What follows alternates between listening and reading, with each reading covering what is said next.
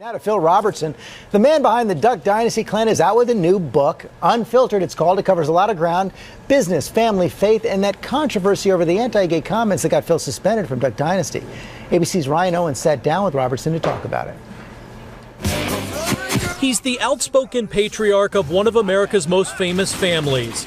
Millions welcome him into their homes every week on Duck Dynasty. Phil Robertson is also 68 years old and not about to change who he is or what he says. Oh, wow. I mean, look at our culture, dude. You can look in any direction and say, whoa. His comments about our culture have gotten him into trouble, but Robertson isn't backing down in his aptly named new book, Un-PHILtered. People can read it and decide for themselves, but people need to get in their head, dude. I don't hate anybody.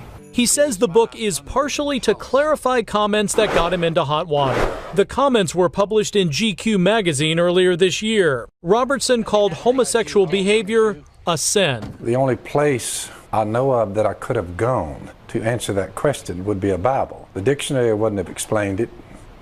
An encyclopedia wouldn't have explained it, whether it was a sin or not. So I went to the only source I had to answer his question. Would you consider yourself a homophobe?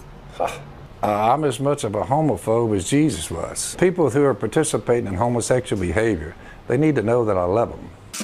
Long before the beard, he was a clean-cut college quarterback who gave up football when it interfered with duck hunting season. He says he was an alcoholic, a womanizer, until he found Jesus at the age of 28.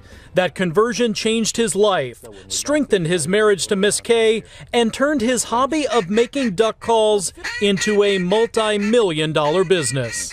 I'm a highly educated man, maybe a shocker to some. I have a master's degree. I'm no Dumbo. Robertson's comments about growing up in pre-civil rights era Louisiana also rubbed some people the wrong way. He told GQ, "I never with my eyes saw the mistreatment of any black person, not once." You say I never saw blacks mistreated, but they couldn't go to the same school. They couldn't use the same water fountain. There is one race on this planet. It's called the human race. We're all the same. To me, there is absolutely nothing that has color to do with it. There's a lot more in the book, of course, much of it religion. Amen. A lot of people said it's sort of the gospel according to you. Well, it's the gospel out according to the scriptures. I didn't dream it up. Robertson also dedicates a chapter to money. I guess having money in the bank gives you a little peace of mind, but it really hasn't changed our lifestyle much. Another chapter tackles what Robertson calls America's addiction to social media. I don't own a cell phone. I don't have one. I've never turned on a computer in my life. So whatever America is saying or not saying about me, true or untrue, what they need to understand is I'm not hearing it. Like we said, don't expect Phil Robertson to change. For Good Morning America, Ryan Owens, ABC News, West Monroe, Louisiana.